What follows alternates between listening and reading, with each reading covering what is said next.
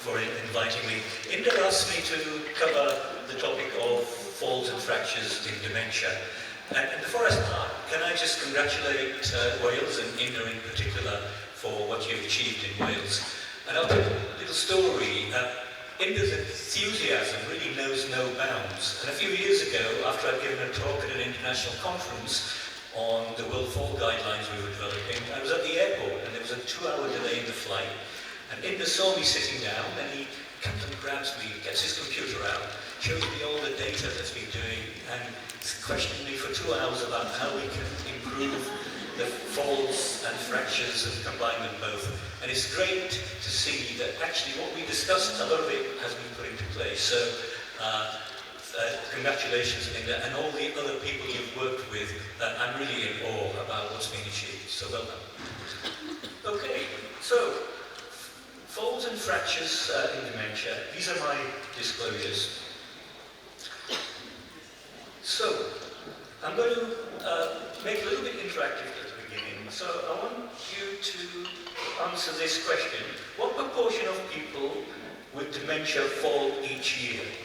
Somebody shout out a number. 80%. One person shout out a number? 80%. Okay, that's pretty good, yeah. So it's actually coming up to 60 to 80%. So it's quite a high number. What proportion of hip fractures occur in somebody with dementia? Somebody shout out. 70. Yeah, not quite that high, but it's still quite significant, 40%. So, almost half of all hip fractures occur in somebody with dementia. So that's why this is important. And it's really important for the future because in 2020 we had an inflection point. And that was the point when the over 65s in number globally exceeded the number of people aged less than 5. And in the next few decades, the proportion of people over the age of 80 is going to triple. And that's going to cause major issues because it's in that age group that the prevalence of dementia starts rising significantly. So we have an impending storm of hip fractures coming if we don't do anything about it now, and particularly in patients with cognitive impairment and dementia. So, what is this link? Well, from the literature, there appears to be a tri-directional association between dementia, fractures, and falls. Okay, and I'm going to take you through each of these relationships. So starting with the link between dementia and falls itself. So, what we do know is that people with dementia have a much higher risk of falls due to many reasons. I'm struggling because I wear varifocals, and you'll be aware that varifocals can cause falls, but it also is a problem when you've got a screen down there. It's quite difficult to sort of see and focus. But anyway, people with dementia have reduced mobility, poor balance, muscle weakness, they have physical inactivity and fatigue. But they also have impaired memory and impaired processing and impaired judgment. And that's one of the reasons why they fall.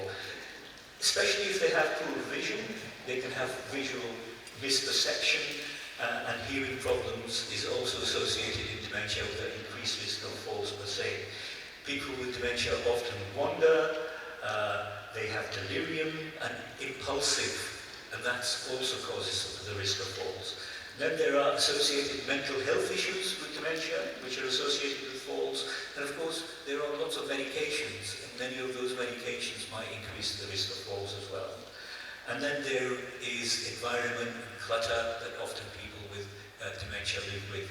That's an increased falls risk. Conversely, people with falls may also have an increased risk of then developing dementia. These might include, for example, traumatic brain injury, which can accumulate and cause problems with balance and weakness and falls, and other injuries. There's a condition of fear of falling and deconditioning and associated depression that can occur after falls, which can also lead on to developing cognitive impairment. And social isolation, which can often occur after falls, and fear of falls, and loneliness. That's a well-known risk factor for developing cognitive impairment in the future. So one of the things that's been coming through in the literature is the link between gait abnormalities and gait speed and falls risk. So the traditional view is that when you have memory impairment or mild cognitive impairment, this might predict who's going to get dementia. And also if you have mobility impairment or reduced gait speed, that's going to cause an increased risk of falls. But we're learning now that there's an association, so that actually mild cognitive impairment may actually predict who's going to have falls and fractures. And similarly, those with gait speed abnormalities, reduced gait speed and gait problems, might also predict who might then develop dementia as well. So the World Falls Guidelines sort of recognizes this link, and one of the recommendations is that there should be a routine assessment of cognition, and it should be included as part of all the multifactorial formal risk assessment in older people. And this is because cognitive impairment increases the risk of falls by 30%, but also increases the risk of falls and related injuries, including fractures, by 100% as well. So that's why it's important to consider this issue. Let's move now on to the link between dementia and fractures. And this fits in very nicely, actually, with quality statement number 2 in the Wales guidelines, which is to do with primary fracture prevention in frailty and dementia. So the risk is, so this link is actually very important, and it is covered by your strategy in the future. So, is this link cause or effect? Is it bidirectional? Well, so what do we know? So this is a longitudinal study from Taiwan, which showed that fractures actually are an independent risk of developing dementia in a nationwide population cohort study. And there may be reasons for this, but individuals with a history of fractures had a 41% higher risk of developing dementia compared to people who didn't. And this is after adjustment for all the other confounding variables which could potentially play a part. And there are several reasons for this. So after a fracture, people have decreased physical activity, there's systemic inflammation, people develop delirium after fractures, which can then lead on to cognitive impairment, and social isolation as well, like I mentioned before. So there are plausible causes why people with fractures may want to develop dementia as well.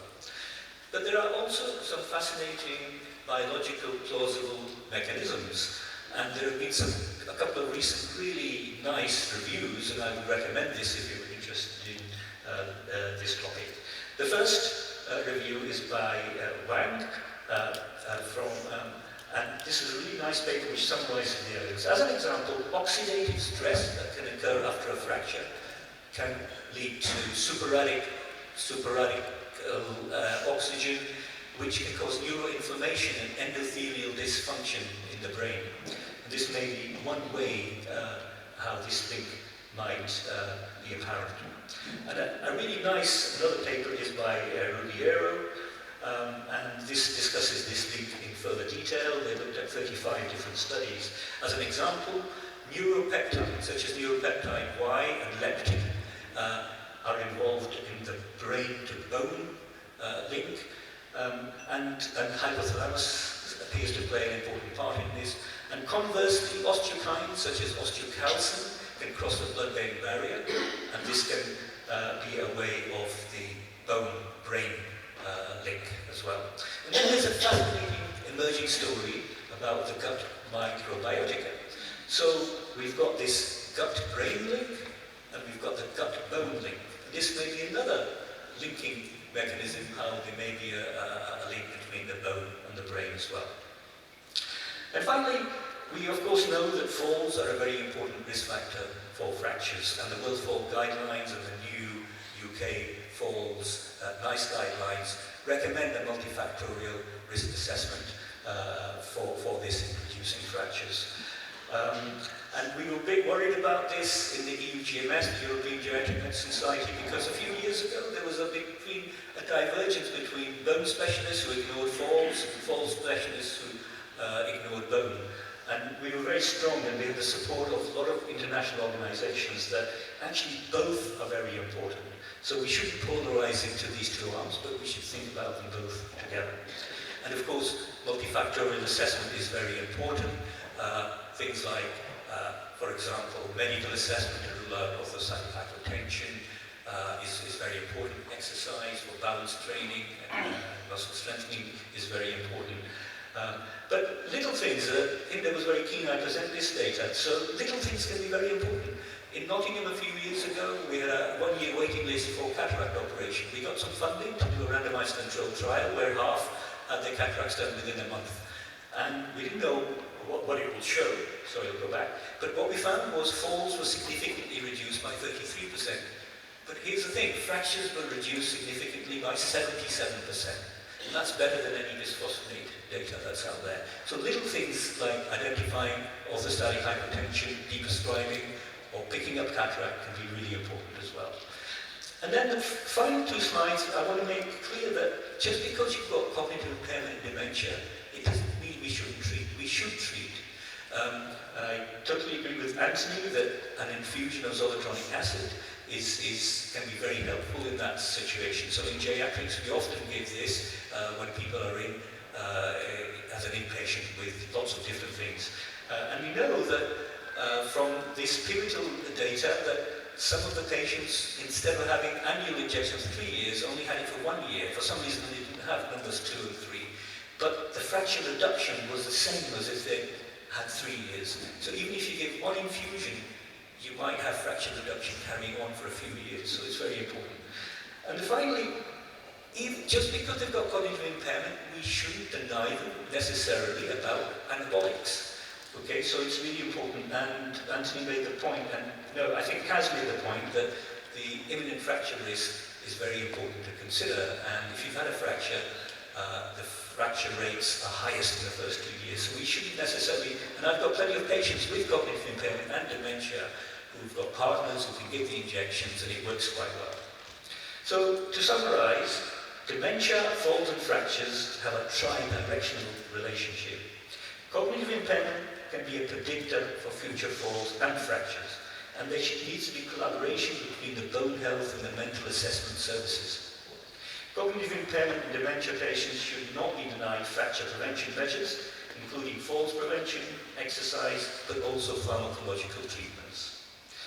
And research in cross-molecular talk between the bone and the brain and the gut microbiota is a fascinating emerging story, and I think will lead to further developments in the future. Thank you very much.